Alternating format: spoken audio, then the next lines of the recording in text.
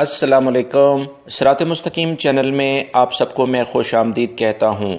Saudi वजारत अमल, जो कि मकतब अमल के नाम से आप तमाम हजरात जानते हैं, इसका नया नाम खादमैन हरमैन शरीफैन के नए हुक्मनामे के मुताबिक वजारत अफरादी क़ुव्वत रखा गया है। लिहाजा अब आपसे हर खबर में सऊदी वजारत अफरादी क़ुव्वत के लिहाज से बात की जाए तो ये समझ लें कि ये मकतब अमल के लिहाज से बात की जा रही है।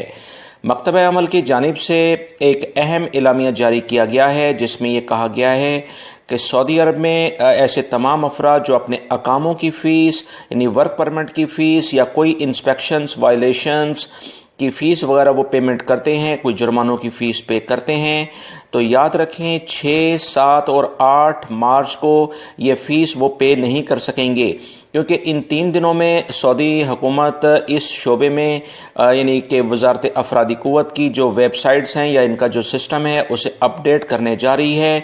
इन 3 दिनों के दौरान किसी भी किस्म की पेमेंट की गई इनके रिकॉर्ड में ज़ाहिर नहीं होगी, मतलब आपकी वो रकम इनके रिकॉर्ड में नहीं आई तो समझो वो ज़ाया हो गई। लिहाजा ये बहुत इंपॉर्टेंट खबर है कि इससे पहले अगर किसी ने कोई पेमेंट करनी है तो वो बाकायदा रिकॉर्ड में आ जाएगी। 3 दिनों में यानी कि 6, 7 और 8 मार्च को किसी भी किस्म के अकामे की फ़ीस, जुर्मानों की फ़ीस या दीगर कोई भी फ़ीस अगर आप पे करते हैं तो वो रिकॉर्ड में नहीं आएगी। लिहाजा इन 3 दिनों में किसी की भी किस्म की कोई रकम या पेमेंट अदा ना की जाए।